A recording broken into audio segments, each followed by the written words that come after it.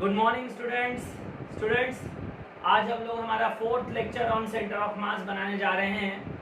और आज के लेक्चर में भी हम सबसे पहले कुछ ऐसा सीखेंगे जिसमें हम position of centre of mass he find करेंगे। ओके, काफ़ी कुछ हम सीख चुके हैं। देखिए, हम लोगों ने centre of mass for discrete mass system निकालना सीखा, फॉर कंटिन्यूस मास सिस्टम सीखा, है ना। आज भी हम लोग सेंटर ऑफ मास का पोजीशन फाइंड करना ही सीखेंगे। और उसमें जो टॉपिक बचा है वो कुछ ऐसा है, centre of mass of a body with cut. मतलब एक ऐसी बॉडी जिसका एक पोर्शन कटेड है, तो जो रिमेनिंग पोर्शन है उसका सेंटर ऑफ मास कहाँ कैसे निकाले, वो हमें सीखना है। ओके, इस टाइप के क्वेश्चन आते हैं। जैसे कि एक मान लो एक डिस्क है और इस डिस्क में से मैंने एक और सर्कुलर डिस्क काट कर दिया, तो जो रिमेनिंग पोर्शन है उसका सेंटर ऑफ मास कहाँ आएगा। तो इस तरह की चीज़ों के लिए हम लोग ये मेथड सीखेंगे। ओके, चलिए तो देखते हैं इसमें करना क्या होता है।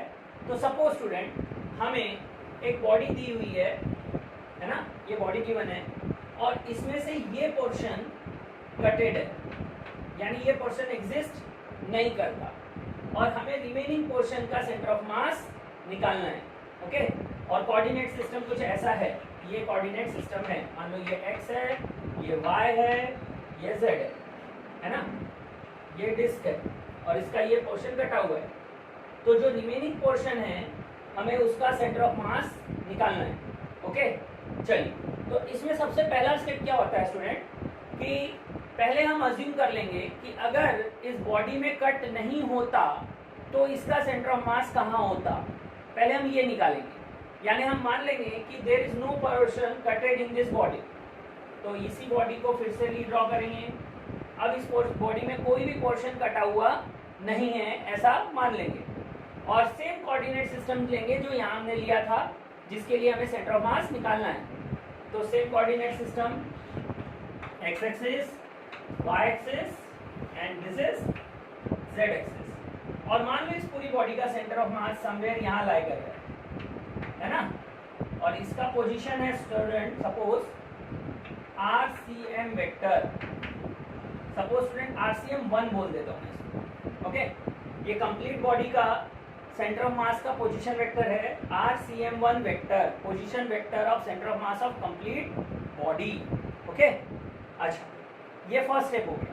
इससे तुम पहले RCM 1 निकाल लोगे। ओके, फिर क्या करेंगे सेकेंड स्टेप में, फिर जिस पोर्शन को हमें कट करना है, उसको हम बॉडी नंबर 2 कंसीडर कर लेंगे। ओके, जिस पोर्शन को हमें कट करना है उसे हम बॉडी नंबर 2 कंसीडर कर लेंगे for the same coordinate system. देखो, कोऑर्डिनेट सिस्टम नहीं बदलना, कोऑर्डिनेट सिस्टम बदल दोगे तो रिजल्ट बदल जाएगा, गलत हो जाएगा। एक्चुअल में कोऑर्डिनेट सिस्टम वही रखना, चाहे कोई भी स्टेप हो। ओके, और इस जो पोर्शन को हम यहाँ कट करने वाले हैं, अब इसका भी सेंटर ऑफ मास लोकेट कर लो, उसका भी पोजीशन फाइंड कर लो। तो यहाँ पर होगा समवेयर, ये सेंटर ऑफ मास है कटेड पोर्शन का और इसका पोजीशन वेक्टर है RCM2। ये पोजीशन वेक्टर है centre of mass of the portion which we are going to cut. Okay, ये स्टेप 2 हो। नाउ स्टेप 3, हमें पूछा क्या था स्टूडेंट, हमें पूछा था centre of mass of a body with cut. हमें तो उस बॉडी का सेंटर ऑफ मास पूछा है जिसको हम काटने वाले हैं ना, कट करने के बाद जो बच गया है उस बॉडी का सेंटर ऑफ मास हमें पूछा है, यानी हमें RCM निकालना है ये। तो इसके लिए हमारे पास फॉर्मूला है RCM vector equal to M1 RCM1 vector minus M2 RCM2 vector by M1 minus M2। देख लो स्टूडेंट, इस रिजल्ट को अच्छे से याद कर लो। ये है RCM वेक्टर का formula for a body with a cut. इस फॉर्मूले से हम निकाल सकते हैं कि RCM वेक्टर कहाँ आएगा, उस बॉडी का जिसका एक पोर्शन कटा हुआ है। M1 RCM1 vector minus M2 RCM vector by M1 minus M2। Okay, ये मिल गया हमें position vector of body with cut. Okay, चलिए एक बार रिवाइज करते हैं फटाफट। क्या किया हमने यहाँ पे, हमको निकालना था centre of mass of a body with cut, ये पोर्शन कटेड है, रिमेनिंग पोर्शन का हमें सेंटर ऑफ मास निकालना था। तो हमने क्या किया, सबसे पहले स्टेप में हमने मान लिया कि कोई बॉडी में कट है ही नहीं, और उस बॉडी का सेंटर ऑफ मास निकाला according to the given coordinate system. जो कोऑर्डिनेट सिस्टम हमने गिवन था कटेड बॉडी के लिए, उसी कोऑर्डिनेट सिस्टम के लिए हमने बॉडी विदाउट एनी कट का सेंटर ऑफ मास निकाल लिया, जिसको हमने बोला RCM1 वेक्टर। फर्स्ट स्टेप हो गया। फिर सेकंड स्टेप, फिर जिस पोर्शन को कट करना है हमने उसे बॉडी नंबर 2 मान लिया, फिर उसका जो सेंटर ऑफ मास है उसका पोजीशन वेक्टर निकाला RCM2 vector, okay, for the same coordinate system. ये हो गया स्टेप 2। इसमें ये M1 मास है पूरे बॉडी का जिसमें कोई कट नहीं है, M2 मास है उस बॉडी का जितने पोर्शन को हम कट करने वाले हैं। ये भी मान लो M1 M2 कौन है, समझ गया। तो अब मैं यहाँ जब RCM निकालूंगा उस बॉडी का जिसमें कट है तो मैं ये रिजल्ट लगाऊंगा। तो RCM वेक्टर है M1 RCM1 vector minus M2 RCM2 vector by M1 minus M2, okay. अब स्टूडेंट यहाँ पे भी ये RCM वेक्टर 3 डायमेंशनल हो सकता है। तो RCM वेक्टर अगर 3 डायमेंशनल हुआ अगेन, तो यहाँ पर आएगा XCM I cap plus YCM J cap plus ZCM K cap, okay. यहाँ RCM वेक्टर भी 3 डायमेंशनल हो सकता है। तो अब इसमें हमें स्टूडेंट XCM YCM और ZCM निकालना है, X कोऑर्डिनेट Y कोऑर्डिनेट और Z कोऑर्डिनेट हमें निकालना है 1 बाय 1, ओके। तो उसके लिए भी हम लोग स्टूडेंट ये सेम रिजल्ट अप्लाई करेंगे, ओके। बट इस रिजल्ट में हम लोग जहां R ले रहे हैं वहां R लेने की बजाय अगर XCM ले रहे हैं तो X1 X2 ले लेंगे, अगर YCM निकालना है तो हम यहाँ पर Y1 Y2 ले लेंगे एंड सो ऑन। हम लोग यहाँ पर RCM वेक्टर के कोऑर्डिनेट XYZ भी निकाल सकते हैं, ओके स्टूडेंट। आई होप आपको ये कॉन्सेप्ट समझ गया होगा, ठीक है। तो अब हम बढ़ते हैं स्टूडेंट इसी से रिलेटेड एक और पॉइंट की तरफ, ठीक है। देखिए स्टूडेंट, अगर मान लो इसी टाइप ऑफ क्वेश्चन में बॉडी लैमिनर टाइप है, क्या कहा मैंने, बॉडी लैमिनर है बॉडी। तो लैमिनर बॉडी क्या होती है पहले ये समझ लो। Laminar body student, laminar body का मतलब होता है ऐसी बॉडी जिसका थिकनेस वेरी स्मॉल और यूनिफॉर्म है। लैमिनर बॉडी यानी ऐसी बॉडी जिसका थिकनेस वेरी स्मॉल और यूनिफॉर्म है, ओके। ऐसी बॉडी को हम लोग लैमिनर टाइप बॉडी कहते हैं, ओके। तो अगर ऐसी बॉडी है लैमिनर और उसमें कोई कट है तो हम किस तरह से सेंटर ऑफ मास निकाल सकते हैं। तो जो फॉर्मूला हमने डिराइव किया अभी वो तो हम वहां लगा ही सकते हैं, नो डाउट, वो तो हम वहां अप्लाई कर ही सकते हैं। बट हम लोग वहां पे एक और रिजल्ट डिराइव कर सकते हैं, मैं वो भी आपको अभी यहाँ बता देता हूँ। देखिए, मान लो स्टूडेंट ये एक ऐसी बॉडी है जो लैमिनर है, जो जिसका थिकनेस बहुत कम है और इसमें ये पोर्शन हम कट करने वाले हैं, है ना। और no doubt similar coordinate system, ये कोऑर्डिनेट सिस्टम है, ये है x y z। तो मैंने अभी तुमको RCM वेक्टर का फॉर्मूला डिराइव करके दिया, इसका सेंटर ऑफ मास जहां आएगा उसका फॉर्मूला मैंने डिराइव करके दिया RCM वेक्टर।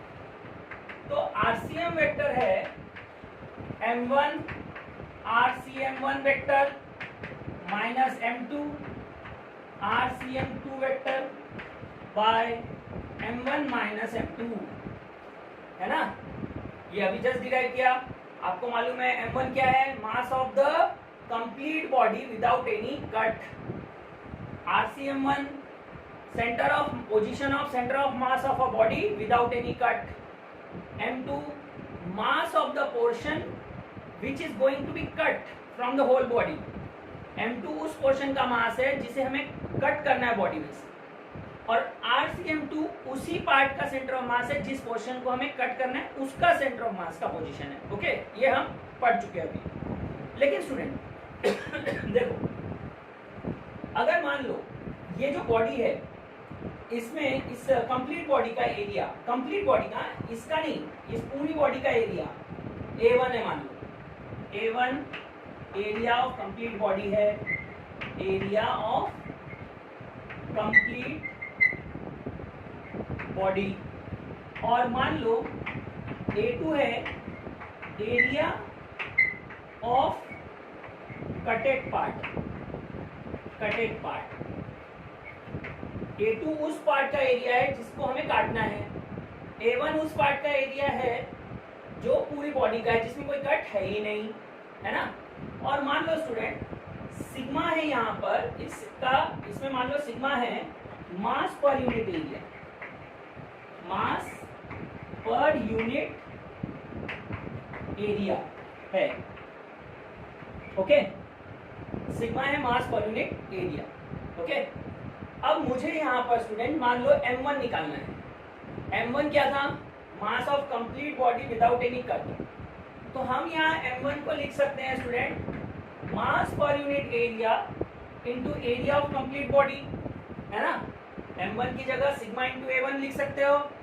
सिग्मा है मास पर यूनिट एरिया और A1 है टोटल एरिया, तो सिग्मा इंटू A1 कर दिया तो मुझे मास ऑफ कंप्लीट बॉडी मिल गया, ओके। सिमिलरली M2 निकालेंगे तो M2 क्या आएगा? Sigma into A2, sigma into A2, है ना। यानी मास ऑफ द पोर्शन जिसको हमें काटना है बॉडी में से, ये उसका मास है। ये दोनों चीजों को इस एक्सप्रेशन में सब्स्टिट्यूट कर दो। तो अब देखो, अब हमारा आरसीएम वेक्टर आएगा, ओके। आरसीएम वेक्टर आएगा sigma A1 RCM1 vector minus sigma A2 RCM2 vector by sigma A1 minus sigma A2, okay. अब यहाँ न्यूमरेटर और डिनोमिनेटर से सिग्मा कॉमन निकलेगा और सिग्मा कैंसल हो जाएगा। सो स्टूडेंट, जब हम लोग सिग्मा काट देंगे, जब सिग्मा कट हो जाएगा न्यूमरेटर और डिनोमिनेटर से, तो जो एक्सप्रेशन रिमेनिंग होगा वो कुछ ऐसा होगा, RCM vector equal to A1 RCM1 vector minus A2 RCM2 vector by A1 minus A2 vector. ये रिजल्ट आएगा स्टूडेंट। देखिए स्टूडेंट, ये रिजल्ट जो है दिखा रहा है एरिया के टर्म्स में, ये मास के टर्म्स में नहीं रहा, ये एरिया। और ये रिजल्ट किसके लिए अप्लाई करना student? For laminar type bodies, यानी ऐसी बॉडीज जिनका थिकनेस बहुत कम हो और जिन पे मास डिस्ट्रीब्यूटेड यूनिफॉर्मली हो, तो वहां ये रिजल्ट लगा सकते हैं हम, एरिया के टर्म्स में रिजल्ट को अप्लाई कर सकते हैं, ठीक है। अब स्टूडेंट लैमिनार बॉडी यानी याद रखें ऐसी बॉडी जिनका थिकनेस कैसा हो, वेरी वेरी स्मॉल, है ना, और जिसपे मास यूनिफॉर्मली डिस्ट्रीब्यूटेड हो। चलिए स्टूडेंट देखिए, अगर मान लेते हैं आरसीएम वेक्टर 3 डायमेंशनल को, तो हमारा आरसीएम वेक्टर हो जाएगा HCM I cap plus YCM J cap plus ZCM K cap, okay. तो स्टूडेंट अभी हमने आरसीएम वेक्टर का क्या एक्सप्रेशन डिराइव किया? तो आरसीएम वेक्टर का एक्सप्रेशन हमने जो डिराइव किया मास के टर्म्स में, वो कुछ ऐसा है, M1 RCM1 vector plus M2 नहीं minus M2 RCM2 vector by M1 minus M2। और इसी को मैंने एरिया में कैसा लिखा? एरिया में मैंने लिखा A1 RCM1 vector minus A2 RCM2 vector by A1 minus A2, okay. ये तो आरसीएम वेक्टर हो गया। अब अगर मैं सपोज स्टूडेंट कोऑर्डिनेट XYZ अलग अलग लिखना चाहूँ तो उसे कैसे लिख सकता हूँ? मुझे अगर एक्स कोऑर्डिनेट सिर्फ लिखना है तो मैं कैसे लिखूंगा?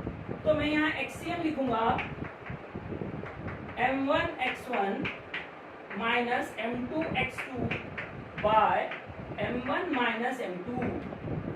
और इसी को एरिया में लिखना है अगर, तो मैं लिखूंगा A1 X1 minus A2 X2 by A1 minus A2, okay.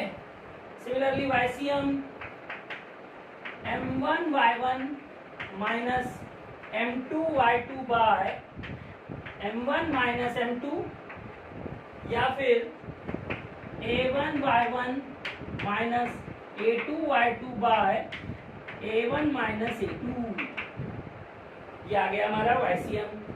And finally ZCM। ZCM में भी हम ऐसे ही रिजल्ट लगाएंगे, m1 z1 minus m2 z2 by m1 minus m2, okay, equal to a1 z1 minus a2 z2 by a1 minus a2। तो हम चाहें अगर student तो डायरेक्ट आरसीएम वेक्टर ना निकाल के हम इंडिविजुअल कोऑर्डिनेट्स भी निकाल सकते हैं, position vector of centre of mass of a body with cut का, ओके। चलिए अब स्टूडेंट हम इस पर से क्वेश्चन लेंगे, ओके, सो दैट हम समझ सकें कि इसे हमें एक्चुअल प्रैक्टिकल में कैसे अप्लाई करना है ना।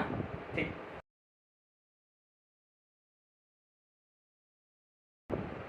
देखिए स्टूडेंट, क्वेश्चन ऐसा है, मान लो क्वेश्चन में डिस्क दिया है, सपोज ये डिस्क है जिसका मास यूनिफॉर्मली डिस्ट्रीब्यूटेड है और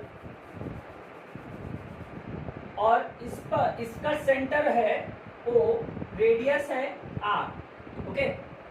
और इस कंप्लीट डिस्क में से मान लो एक R/2 रेडियस का डिस्क इसमें से काट दिया, पर जिस डिस्क को हमने काटा उसका जो सरकमफरेंस है वो सेंटर को भी टच हो रहा है इस कंप्लीट डिस्क के, इस पूरे कंप्लीट डिस्क के, और पेरिफेरी यानी सरकमफरेंस को भी टच हो रहा है। यानी कुछ ऐसा काटा, देखो R/2 रेडियस का एक डिस्क इस तरह से हमने काट दिया, तो हमें इस रिमेनिंग पोर्शन का सेंटर ऑफ मास कहाँ आएगा अब ये बताना है। चलिए मैं एक बार दोबारा रिपीट कर देता हूँ, क्वेश्चन क्या था। मान लो स्टूडेंट एक कंप्लीट डिस्क था, पहले तो ये पूरा डिस्क है ना, जिसका रेडियस कितना है R है, और इसमें से मैंने एक R/2 रेडियस का डिस्क कट कर दिया, एक पोर्शन R/2 का कट कर दिया ये, और काटते समय ये ध्यान रखा कि इस जो ये पोर्शन में काट रहा हूँ इसका एक circumference centre of the complete disc को टच कर रहा है और दूसरा end circumference of complete disc को टच करके जा रहा है, ओके। और मुझे रिमेनिंग पोर्शन का सेंटर ऑफ मास निकालना है। चलिए कैसे करेंगे इसे, तो अगेन हमेशा की तरह सबसे पहले तो कोऑर्डिनेट सिस्टम डिफाइन कर लेते हैं। तो कोऑर्डिनेट सिस्टम में मैं देखो इसी को ओरिजिन ले लेता हूँ, कंप्लीट डिस्क के सेंटर को ओरिजिन ले लेता हूँ, हॉरिजॉन्टल लाइन को एक्स एक्सिस, वर्टिकल लाइन को वाई एक्सिस, ऐसा मान लेता हूँ। और स्टूडेंट ये डिस्क है यानी लैमिनर टाइप बॉडी है, इनप्लेन बॉडी है, तो हमें यहाँ तीसरा कोऑर्डिनेट सिस्टम लेने की जरूरत, तीसरा कोऑर्डिनेट एक्सिस लेने की जरूरत है ही नहीं, है ना। तो ये दो कोऑर्डिनेट सिस्टम में ही ये काम हो जाएगा। अब ये जो मास है स्टूडेंट ये एक्स वाई प्लेन में आ रहा है, तो ऑटोमेटिकली जेड कोऑर्डिनेट निकालना ही नहीं है, वो कितना हो जाएगा 0, क्योंकि अगर मास एक्स वाई प्लेन में है तो सेंटर मास भी एक्स वाई प्लेन में ही होगा, है ना। तो ZCM निकालने की जरूरत है नहीं, ओके। अब मैं बात करता हूँ y कोऑर्डिनेट में, हम लोग पहले ना टेंटेटिव गेस कर लेंगे कि सेंटर ऑफ मास कहाँ आएगा, हमेशा की तरह, जो हमें काफी मदद करता है, काफी हमारी मेहनत को बचा लेता है ना, वही चीज यहाँ भी करेंगे। तो उसके लिए पहले मैं सपोज अगर इस डिस्क को एक्स एक्सिस के अलोंग कट करूँ, ओके, तो अगर मैं इसको एक्स के अलोंग कट करूँ स्टूडेंट, तो इसका जो अपर पोर्शन है और लोअर पोर्शन है वो सिमेट्रिकल है, और एक्स एक्सिस के अबाउट उसका मास डिस्ट्रीब्यूशन भी सिमेट्रिकल है। तो मैं ये कह सकता हूँ कि centre of mass x axis पर आएगा, क्योंकि मैंने अगर एक्स के अलोंग काटा तो upper half lower half symmetrical है, तो सेंटर ऑफ मास कहाँ आने वाला है, एक्स एक्सिस पर। चलो इतना गेस हो गया, और भी थोड़ा गेस करते हैं। अगर मैं इसी डिस्क को वाई के अलोंग कट करूँ तो इसके राइट पोर्शन में ज्यादा मास है, लेफ्ट पोर्शन में कम मास है, क्योंकि लेफ्ट पोर्शन में एक पार्ट कट है, तो सेंटर ऑफ मास राइट की तरफ आएगा, तो यानी centre of mass x axis पे आएगा और राइट की तरफ आएगा, यानी समवेयर यहाँ आएगा सेंटर ऑफ मास। ये हमारा टेंटेटिव गेस आ चुका है। तो सेंटर ऑफ मास अगर एक्स एक्सिस पे आने वाला है तो automatically Y coordinate of centre of mass कितना होगा, सेंटर ऑफ मास अगर एक्स एक्सिस पे आएगा तो वाई कोऑर्डिनेट क्या होगा 0, यानी हमें यहाँ YCM भी फाइंड करने की जरूरत नहीं है। यानी हमें यहाँ Z कोऑर्डिनेट फाइंड नहीं करना है, हमें यहाँ Y कोऑर्डिनेट फाइंड नहीं करना है, बोथ आर 0। हमें सिर्फ एक ही कोऑर्डिनेट फाइंड करना है, x।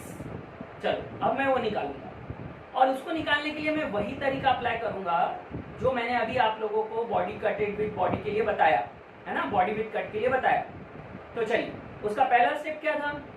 अज्यूम इट कि बॉडी में कोई कट है ही नहीं, पहला स्टेप यही था। तो मान लेंगे इस बॉडी में कोई कट ही नहीं है, ओके, और इसका सेंटर O है, ये x एक्सिस, ये y एक्सिस। अगर इस बॉडी में कोई कट ही नहीं है स्टूडेंट, तो कंप्लीट डिस्क का सेंटर ऑफ मास कहाँ आता है? ये तो मैं आपको सिखा चुका हूँ। कंप्लीट डिस्क का सेंटर ऑफ मास उसके ज्योमेट्रिकल सेंटर से कोइंसाइड हो जाता है। अगर मास यूनिफॉर्मली डिस्ट्रीब्यूटेड है and there is no cut, तो centre of mass will be coinciding with its geometrical centre. तो इसका मतलब सेंटर ऑफ मास यहीं आएगा, यानी कोऑर्डिनेट हो जाएंगे 0, 0, है ना, कोऑर्डिनेट हो जाएंगे सेंटर ऑफ मास के 0, 0, क्योंकि बॉडी विदाउट एनी कट है ना। अच्छा, अब सेकेंड स्टेप क्या था? जिस पोर्शन को काटना है उसको एज अ बॉडी मान लो। तो सेकेंड, ये है हमारा सेकेंड, ये पोर्शन है जिसे हमें काटना है, और इसका रेडियस कितना है? जैसा मैंने शुरू में कहा r/2। तो मैं इस पोर्शन को एक बॉडी मान लेता हूँ जिसका रेडियस है r/, हाँ। अब इसका सेंटर ऑफ मास कहाँ है वो लोकेट करो। तो मैंने एक चीज कहा था, सावधान रहना कि कोऑर्डिनेट सिस्टम की जगह मत बदलना, ओरिजिन की जगह मत बदलना। तो ओरिजिन वहीं का वहीं लेंगे, ओरिजिन वहीं लेंगे, horizontal line x axis, vertical line y axis. अब ये भी एक डिस्क है r/2 रेडियस का, तो इसका सेंटर ऑफ मास भी इसके ही ज्योमेट्रिकल सेंटर पे आना चाहिए, यानी इसका सेंटर जहाँ है यानी यहाँ। और इसके कोऑर्डिनेट क्या होंगे? ये भी x एक्सिस पे आ रहा है तो y कोऑर्डिनेट तो 0 ही होगा। तो x कोऑर्डिनेट क्या होगा? तो ओरिजिन के लेफ्ट में है, और सेंटर कितने दूर है सर्कमफेरेंस से? r/2।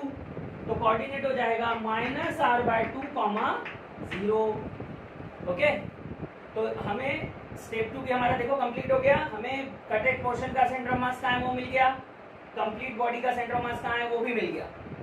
लेकिन हमें निकालना किसका था? बॉडी विद कट का, x कोऑर्डिनेट वो भी।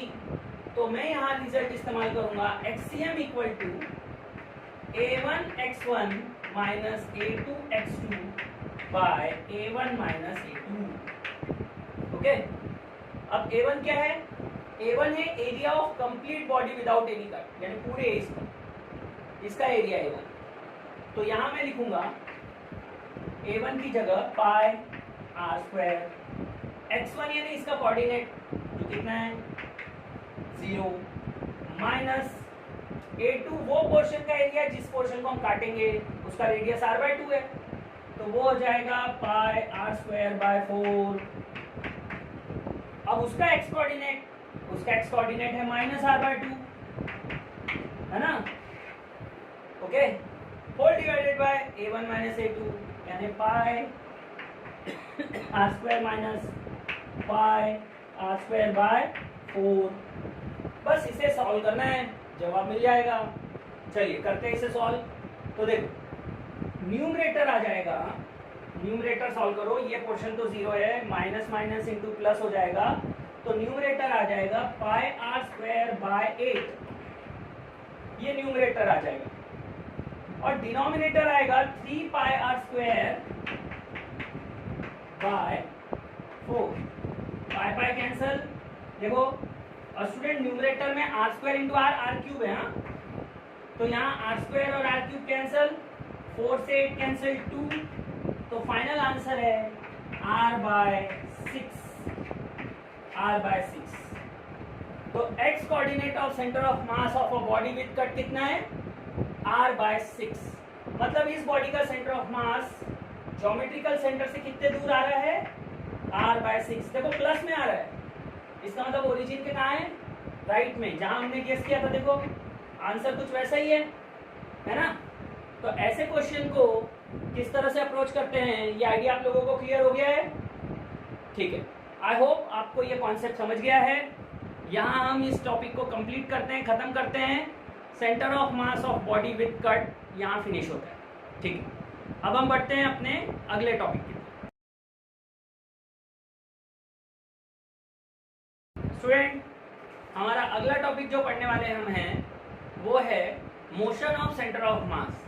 यानी अब हमें सेंटर ऑफ मास की लोकेशन नहीं फाइंड करना है, अब हमें डिस्कस करना है कि जब बॉडी कोई मूव कर रही होगी तो उसका सेंटर ऑफ मास किस तरह का पाथ फॉलो कर रहा है। हमें इस चीज़ों पे बात करनी है, यानी उसके मोशन के बारे में बात करनी है ना। उसकी मोशन की वेलोसिटी क्या है, अगर सेंटर ऑफ मास की वेलोसिटी क्या है, एक्सीलरेशन क्या है, इन सारे कॉन्सेप्ट पे फोकस करना है। तो इसमें सबसे पहले हम डिस्कस करेंगे velocity of centre of mass. तो अगला कॉन्सेप्ट जो हम डिस्कस करने वाले हैं वो क्या है, वेलोसिटी ऑफ सेंटर ऑफ मास। देखिए कैसे डिराइव करेंगे इसे हम। तो सबसे पहले तो एक सिस्टम मान लीजिए हमेशा की तरह डिस्क्रीट मास सिस्टम। ओके, हम बिगिन करेंगे डिस्क्रीट मास सिस्टम से। तो एक डिस्क्रीट मास सिस्टम है जिसमें n नंबर ऑफ पार्टिकल्स हैं जिनका मास m1, m2, mn है, जिनकी वेलोसिटी v1, v2, vn है। ओके, और हाँ, जरूरी नहीं कि पार्टिकल्स की वेलोसिटी सेम डायरेक्शन में हो, किधर भी हो सकती है ना, रैंडमली।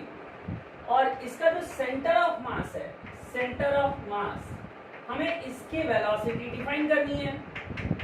सेंटर ऑफ मास की वेलोसिटी क्या होगी ये हमें डिफाइन करनी है। ओके, तो इसे डिफाइन कैसे करेंगे? तो सबसे पहले हम अगेन ओरिजिन कोऑर्डिनेट सिस्टम ले लेते हैं। ये एक्स एक्सिस है, ये वाई एक्सिस है, ये जेड एक्सिस है। ओके, और अगेन पार्टिकल्स का पोजीशन है, मान लो r1, r2, rn। Okay, r2, r1 ये क्या है, पोजीशन ऑफ पार्टिकल्स। और finally position of centre of mass. Centre of mass का पोजीशन क्या है, RCM वेक्टर। तो अब इस RCM वेक्टर को कैसे डिफाइन करते हैं ये तो हम सीख चुके। तो हम RCM को डिफाइन करते हैं m1 r1 vector plus m2 r2 vector plus so on plus mn rn vector by m1 plus m2 plus so on plus mn। Student, ये है position of centre of mass for system of particle having n particles. Okay, चलो अब हम इसको differentiate करेंगे। Student, हमें क्या निकालना था, लेकिन देखो मैं क्यों बोला डिफरेंशिएट करेंगे, क्योंकि हमें निकालना था वेलोसिटी। और वेलोसिटी की डेफिनेशन क्या है, वेलोसिटी की डेफिनेशन है rate of change of position vector with respect to time. Velocity की डेफिनेशन है rate of change of position vector with respect to time. तो हमारे पास पोजीशन वेक्टर तो आ चुका है ना, अब हमें इसका रेट ऑफ चेंज फाइंड करना है। तो इसको डिफरेंशिएट कर दो, differentiate with respect to T, time. तो ये आ जाएगा d by dt of RCM vector plus equal to m1 d by dt of r1 vector plus m2 d by dt of r2 vector plus so on mn d by dt of rn vector. Okay, whole divided by m लिखते हैं capital M यानी मास of the system, है ना। आप लोगों को पता है m1 plus m2 plus m3 mn क्या हो जाएगा, मास ऑफ द सिस्टम। तो उसको कैपिटल M लिख दिया हमने। ओके, अब यहाँ देखो, अब ये कौन है, पढ़ो, ये है rate of change of position of centre of mass. तो इसको क्या लिखोगे, velocity of centre of mass. Okay, उसके बाद m1 dr1 by dt क्या होगा, ये है rate of change of position of first particle. इसको v1 vector, m2 v2 vector plus so on mn vn vector whole divided by capital M। तो देखिए student, ये आ गया हमारा एक्सप्रेशन। किस चीज का expression, velocity of centre of mass for discrete mass system, है ना। ये आ गया हमारा velocity of centre of mass for discrete mass system का फॉर्मूला। इस तरह से हम लोग वेलोसिटी निकाल सकते हैं डिस्क्रीट मास सिस्टम के। ओके स्टूडेंट, चलो आई होप आपको ये कॉन्सेप्ट समझ गया होगा। अब हम बढ़ते हैं अपने अगले कॉन्सेप्ट की। तो स्टूडेंट, जो अगला टॉपिक हम देखने वाले हैं वो है मोमेंटम ऑफ सेंटर ऑफ मास, है ना। हमने लास्ट टॉपिक जो पढ़ा वो है वेलोसिटी ऑफ सेंटर ऑफ मास, और अब हमें पढ़ना है मोमेंटम ऑफ सेंटर ऑफ मास। ठीक है, सो उसे कैसे डिफाइन करेंगे, उसके लिए पहले हम velocity of centre of mass का जो एक्सप्रेशन डिराइव किया था उसे लिख लेंगे। ठीक है, देखिए, तो यहाँ velocity of centre of mass का एक्सप्रेशन हमने जो डिराइव किया है वो है m1v1 plus m2v2 plus so on plus mnvn by m1 plus m2 plus mn यानी कि m। ये है expression of velocity of centre of mass. Student, इसी एक्सप्रेशन की हेल्प से हम momentum of centre of mass भी डिफाइन करेंगे। देखिए, इस m को क्रॉस मल्टीप्लाई कर लो तो ये एक्सप्रेशन हो गया m इंटू VCM, है ना, equal to m1v1 plus m2v2 plus so on mnvn। अब देखिए, आप लोगों ने काफी अच्छे से पढ़ा है मोमेंटम का फॉर्मूला। मोमेंटम का फॉर्मूला क्या होता है, मास इंटू वेलोसिटी, है ना। तो ये जो m1v1 है ये क्या रिप्रेजेंट कर रहा है, m1v1 रिप्रेजेंट कर रहा है momentum of the first particle. m1v1 क्या रिप्रेजेंट कर रहा है, momentum of the first particle. तो हम यहाँ लिखेंगे equal to p1 vector, similarly m2v2 momentum of second particle plus so on momentum of nth particle, है ना। m1v1 की जगह p1, m2v2 की जगह p2, mnvn की जगह pn। अब ये सब क्या मिलके रिप्रेजेंट कर रहे हैं, देखो, p1 vector plus p2 vector plus so on plus pn vector, vector addition of sum of all particle of the system. तो इसको हम बोलेंगे नेट मोमेंटम ऑफ सिस्टम। इसको हम क्या बोल सकते हैं, नेट मोमेंटम ऑफ सिस्टम, है ना। यानी हमने क्या सब्स्टिट्यूट कर दिया, p1 plus p2 plus so on plus pn equal to p net of system. Okay, तो देखो, अब यहाँ से हमें क्या पता चल रहा है स्टूडेंट की net momentum of system equal to क्या आ रहा है, ये तो RHS है, LHS क्या है, mass of system into velocity of centre of मास। देखिए स्टूडेंट, ये फायदा है सेंटर ऑफ मास पढ़ने का। हमें अगर सिस्टम का नेट मोमेंटम निकालना है तो अब हमें जरूरत नहीं है एक एक पार्टिकल का मोमेंटम निकाल के उसे ऐड करने की। हम डायरेक्ट ये एक्सप्रेशन लगा सकते हैं, मास of system into velocity of centre of मास। इससे हमें मिल जाएगा net momentum of the system. यहाँ अब आपको हर एक पार्टिकल का मोमेंटम निकालो, फिर ऐड करो, तब जाके लीनियर मोमेंटम ऑफ सिस्टम मिलता है। वो ना करते हुए अगर हम डायरेक्ट ये एक्सप्रेशन वहाँ अप्लाई कर दें, मास of system into velocity of centre of mass, तो हमें एक ही स्टेप में आंसर मिल जाएगा। इसीलिए पढ़ते हैं हम स्टूडेंट ये कॉन्सेप्ट सेंटर ऑफ मास का। मैंने शुरू में भी बताया था, सेंटर ऑफ मास क्या करता है, सेंटर ऑफ मास पूरे सिस्टम के ट्रांसलेटरी बिहेवियर को एक्सप्लेन करता है ना। पूरे सिस्टम को जब स्टडी करना है, पूरे सिस्टम के ट्रांसलेटरी मोशन को स्टडी करना है, तो जरूरत नहीं है एक एक पार्टिकल को स्टडी करने की, डायरेक्ट उसके सेंटर ऑफ मास के मोशन को स्टडी करो, वही पूरे सिस्टम पे एप्लीकेबल हो जाएगा। ओके, चलिए, आई होप आपको ये कॉन्सेप्ट क्लियर हो गया होगा। बढ़ते हम अपने अगले टॉपिक की तरफ।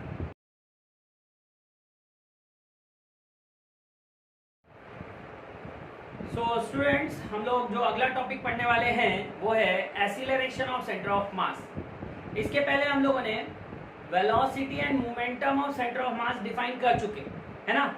अब हमें डिफाइन करना है acceleration of centre of mass, जिसके लिए हम लोग यूज करेंगे expression of velocity of centre of mass. देखो, velocity of centre of mass का एक्सप्रेशन है ये जो हम ऑलरेडी डिफाइन कर चुके हैं, m1v1 plus m2v2 plus so on plus mnvn by whole divided by mass of system, है ना। अब एक्सीलरेशन की डेफिनेशन क्या है, एक्सीलरेशन की डेफिनेशन है rate of change of velocity.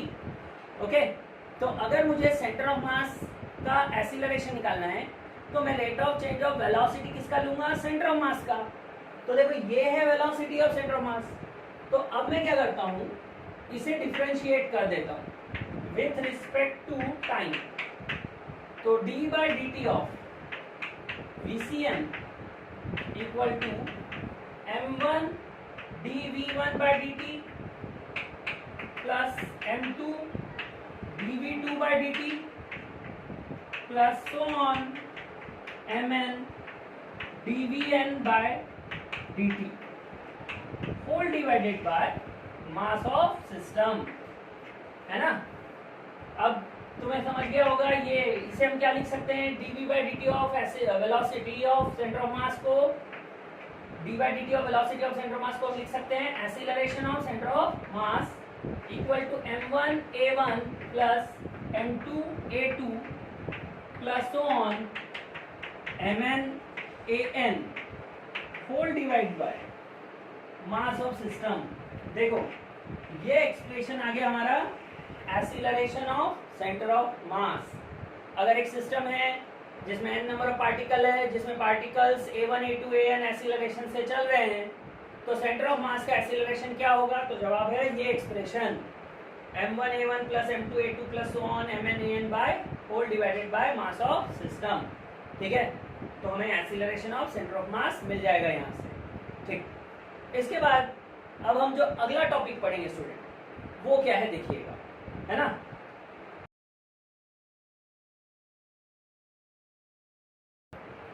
Student जो हमें अगला टॉपिक पढ़ना है वो है net external force acting on a system. अगला एक्सप्रेशन जो हमें डिराइव करना है वो है net external force acting on a system. इसके लिए देखिए, सबसे पहले तो कंसीडर कीजिए एक सिस्टम जिसमें n नंबर ऑफ पार्टिकल हैं। अगेन मास m1 m2 mn है। ओके, अब स्टूडेंट इस सिस्टम में जो एक पार्टिकल है, एक पार्टिकल पे दो तरह के फोर्स लग सकते हैं। जो एक फोर्स जो सिस्टम के अंदर से डेवलप हो, यानी सिस्टम का ही एक पार्ट दूसरे पार्ट पे लगा रहा हो, यानी m2 m1 पे लगा रहा होगा, mn m1 पे लगा रहा होगा, वो फोर्स। दूसरा जो सिस्टम के बाहर से m1 पे आ रहा होगा, है ना। ऐसा हर एक पार्टिकल के साथ होगा। तो जो सिस्टम के बाहर से आ रहा है उस फोर्स को हम लेंगे F नेट एक्सटर्नल। देखो F एक्सटर्नल 1, है ना, F external 2, F external n। ये वो फोर्स है जो सिस्टम के बाहर से लग रहा है पार्टिकल पे। और जो विद इन द सिस्टम आ रहा है F internal 1, F internal 2, F internal n, है ना। तो यहाँ पे सिस्टम के अंदर से भी फोर्स लग रहा है, सिस्टम के बाहर से भी फोर्स लग रहा है। ओके, तो अब स्टूडेंट हमें यहाँ डिफाइन करना है net external force on system क्या होगा। तो उसके लिए सबसे पहले तुम जो एक्सप्रेशन डिराइव किया था acceleration of centre of mass, वो याद करो। तो हमने अभी अभी acceleration of centre of mass जो डिफाइन किया है वो है m1 a1 plus m2 a2 plus so on mn an by m। Okay, ये एक्सप्रेशन हमने सेंटर ऑफ मास ऑफ का एक्सीलरेशन के लिए डिराइव किया। अब इसमें एक काम करेंगे, इस कैपिटल M को क्रॉस मल्टीप्लाई करो, तो LHS आ गया m इंटू ACM, LHS हो जाएगा m इंटू ACM। अब RHS देखो, RHS में m1 a1 क्या है? Mass of first particle into acceleration. अब न्यूटन सेकेंड लॉ के अकॉर्डिंग मास इंटू एक्सीलरेशन हमें क्या देता है? Net force acting on the particle. Mass into acceleration क्या बताता है? Net force acting on the particle. तो m1 a1 की जगह हम लिख सकते हैं F नेट, देखो F external 1 plus F internal 1। देखो स्टूडेंट, ये पॉइंट क्या है? देखो M1A1 क्या बता रहा था, net force acting on first particle. तो फर्स्ट पार्टिकल पे दो फोर्स लग रहे हैं, एक्सटर्नल वन, इंटरनल वन। तो इन दोनों का जो रिजल्टेंट आएगा वो नेट फोर्स लग रहा है फर्स्ट पार्टिकल पे। तो यहाँ पर मैंने M1A1 की जगह F external 1 plus F internal 1 लिख दिया। सिमिलरली M2A2 की जगह यहाँ लिखेंगे F external 2 plus F internal 2 plus so on F external n plus F internal n। Okay, तो मैंने यहाँ पे सबके लिए वैल्यूज रख दी, क्योंकि तुम्हें पता है according to Newton second law F net क्या होता है, F नेट होता है m into A. m into A क्या बताता है, F नेट होता है, इसीलिए मैं ये लिख सकता हूँ यहाँ पर। अच्छा, अब इसको अरेंज करो, इसको अरेंज करेंगे हम लोग। अब जो हमारा ये रिजल्ट आया था उसमें जो एक्सटर्नल फोर्सेस और इंटरनल फोर्सेस थे, इन दोनों को अब हम लोग सेपरेट ब्रैकेट में सेग्रीगेट कर देंगे। ओके, यानी सारे एक्सटर्नल फोर्स एक ब्रैकेट में और सारे इंटरनल फोर्स को हम दूसरे ब्रैकेट में लेंगे। तो हमारा एक्सप्रेशन कुछ ऐसा हो जाएगा, देखिएगा, F external 1 plus F external 2 plus so on F external n। Okay, देखो सारे एक्सटर्नल फोर्स को मैंने एक ब्रैकेट में ले लिया है ना, plus F internal 1 plus F internal 2 plus so on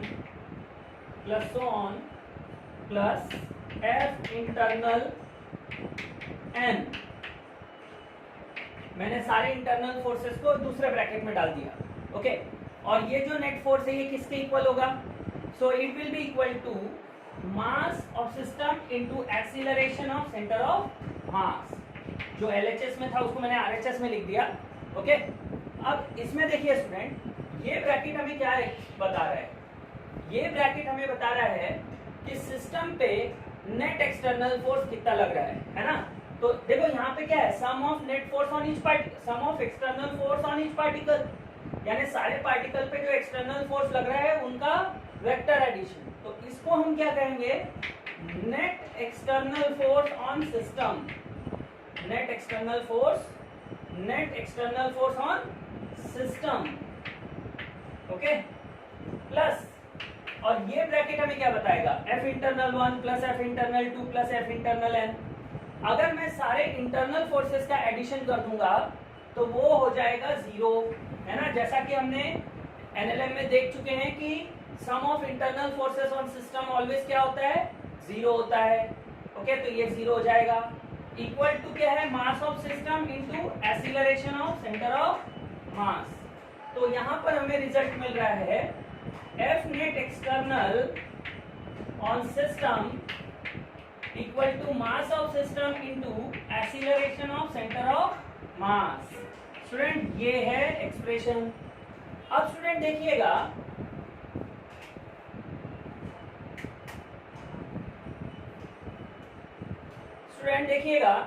कि जो एक्सटर्नल फोर्स ऑन सिस्टम आ रहा है इक्वल टू आ रहा है mass of system into acceleration of centre of mass. तो इसके अकॉर्डिंग हम एक बात, बहुत इंपॉर्टेंट बात कह सकते हैं कि सिस्टम का जो एक्सीलरेशन है, सिस्टम के सेंटर ऑफ मास का जो एक्सीलरेशन है वो एक्सटर्नल फोर्स पे डिपेंड करता है। वो किस पे डिपेंड करता है, एक्सटर्नल फोर्स पे। यानी सिस्टम के सेंटर ऑफ मास का जो एक्सीलरेशन है उस पर इंटरनल फोर्सेस का कोई असर नहीं होता, क्योंकि इस फॉर्मूले में देखो इंटरनल फोर्स वाला टर्म बचा ही नहीं। तो इससे हम क्या कंक्लूड कर सकते हैं कि जो सिस्टम के सेंटर ऑफ मास का एक्सीलरेशन है वो सिर्फ और सिर्फ एक्सटर्नल फोर्सेस पे डिपेंड करता है, वो इंटरनल फोर्सेस पे डिपेंड नहीं करता। जबकि इंडिविजुअल पार्टिकल्स जो हैं, इंडिविजुअल पार्टिकल्स ऑफ सिस्टम, उन पे दोनों का असर होता है ना। यानी जो सिस्टम का m1 मास है, m2 मास है, उन पे दोनों फोर्सेस का असर होता है, internal forces as well as external forces का। ओके, आई होप स्टूडेंट आपको ये कॉन्सेप्ट क्लियर हो गया होगा। Net external force on system किस एक्सप्रेशन से हम देंगे, mass of system into acceleration of centre of mass. Student इस कॉन्सेप्ट पे हम अगले क्लास में काफी अच्छे क्वेश्चंस लेंगे, सो दैट अगला क्लास बहुत इंपॉर्टेंट होने जा रहा है, क्योंकि उसमें हम लोग ये जितना भी हमने आज पढ़ा थ्योरी वो सब अप्लाई होगा एक्सटर्नल सारे क्वेश्चंस पे। ये जितना भी हमने यहाँ पढ़ा है ये सब कॉन्सेप्ट अप्लाई करेंगे हम लोग न्यूमेरिकल्स में अगले क्लास में। सो अगला क्लास बहुत ज़्यादा इंपॉर्टेंट होने जा रहा है, तो प्लीज़ बहुत ध्यान से देखिएगा इस वीडियो को और अगले वीडियो को। Okay, thank you very much, have a nice day.